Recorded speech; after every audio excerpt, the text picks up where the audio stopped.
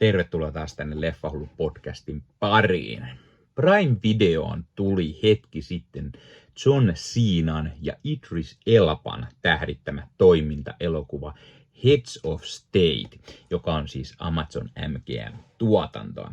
Tätä leffaa kehuttiin jossain, joten kiinnostuin siitä. Sen lisäksi tietenkin, että meikäläinen pitää Cenasta ja Elbasta, niin siinä oli ihan hyvät syyt katsoa tämä leffa, ja sen takia se on nyt myös arvostelussa.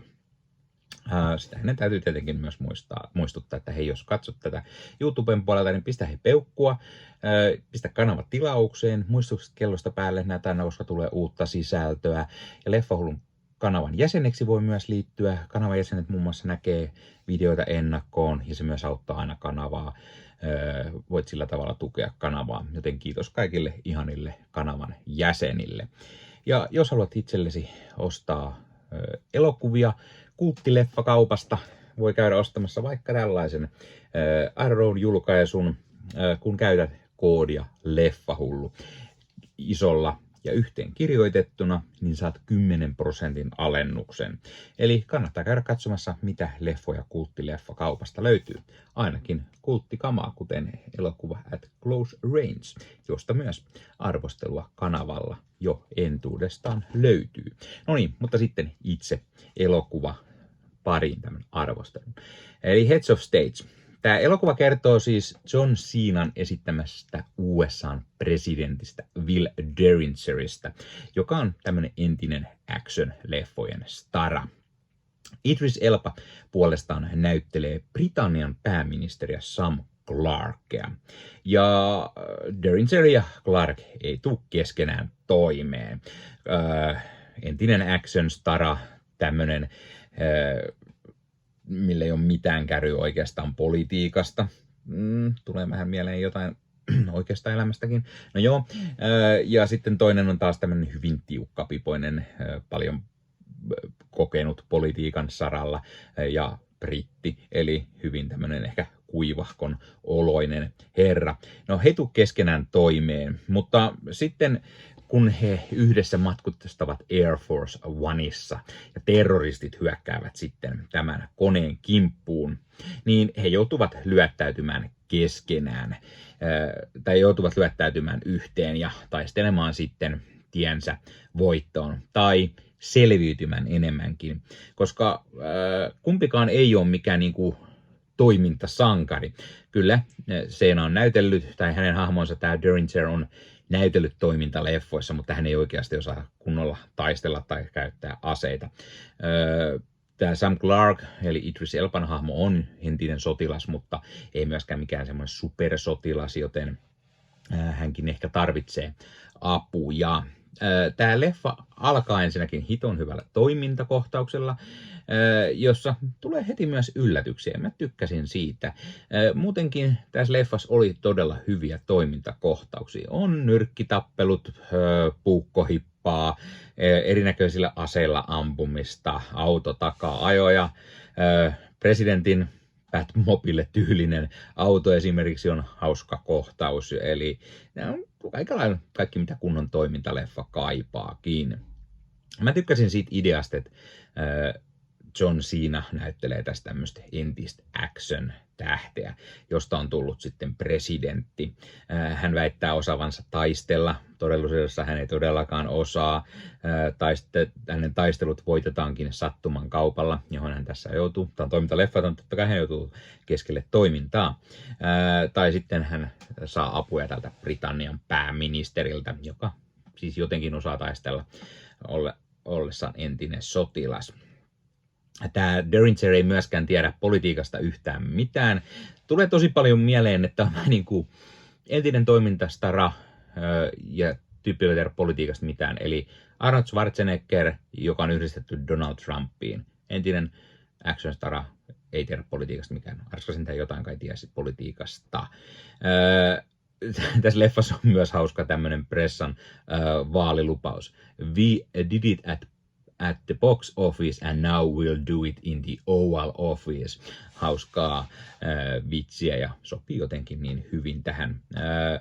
Tässä myös heitetään paljon tällaisia muunnosvitsejä pisin leffaa ja niitä on sitten ihan hauska pongailla. Tässä leffassa on myös ihan hyvää huumoria paikkapaikoin ja Elban ja Seenan naljailut toisilleen on paikoin varsin hauskojakin ja toimivia.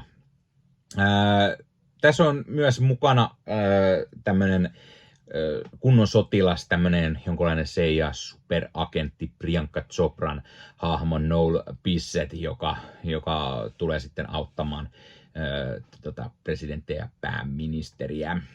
Leffassa on myös muitakin hyviä näyttelijöitä. Me nähdään muun muassa Paddy Considine, joka näyttelee pahis Victor Kradovia.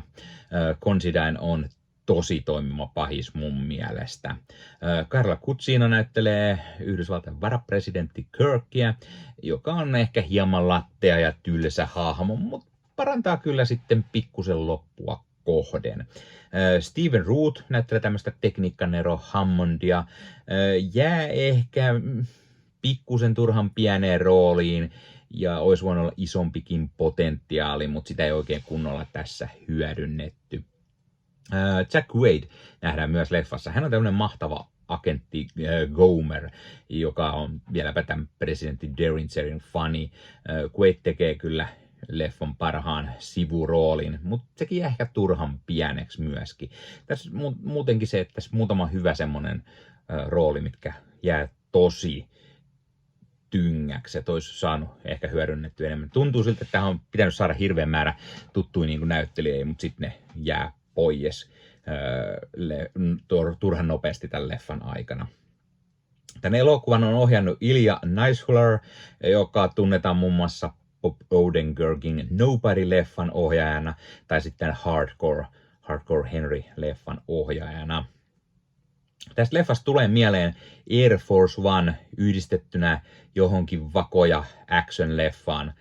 Vähän niin kuin Mission Impossible tai jotain, mutta enemmän huumoria, enemmän vitsikkyyttä sekä sitä, että päähahmot on valtion päämiehiä, jotka ei kunnolla osaa edes taistella, vaan joku muu sitten hoitaa ne taistelut tai sitten he selviää tuurilla. Eli tämmöinen buddy comedy-leffa.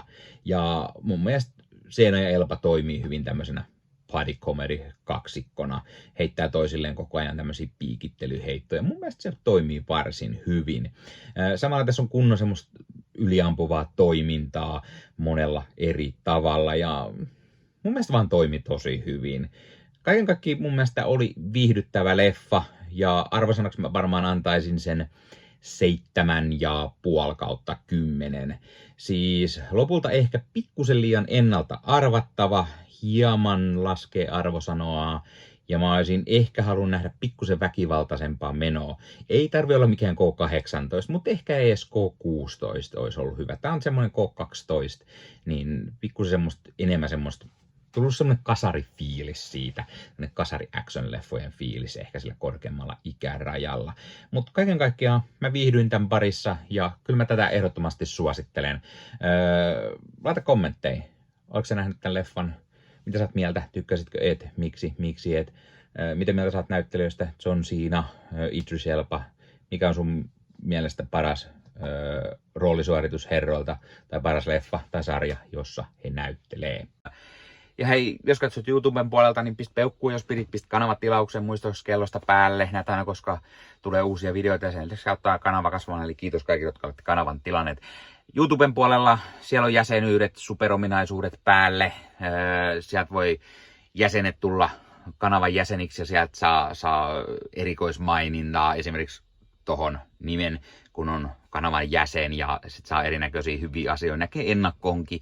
Esimerkiksi tämänkin on nähnyt varmasti jo aikaisemmin, jos on kanavan jäsen, tämän videon sieltä ja muita videoita tulee. Esimerkiksi täällä on paljon tämän leffahuoneessa kaiken näköistä, mistä on tulossa lähiaikoina varmasti video, niin niitäkin näkee sitten ennakkoon, kun on kanavan jäsen. Joskus tulee jopa pelkästään jäsenille tarkoitettuja videoita.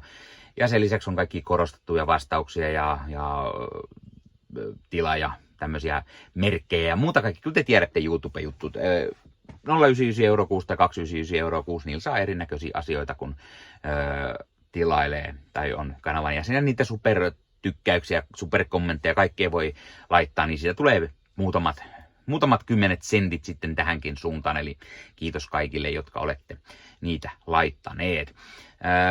Ottakaa Leffahullu somekanavat haltuun, Instagrami, TikTokki, Facebook-sivusto, jäne.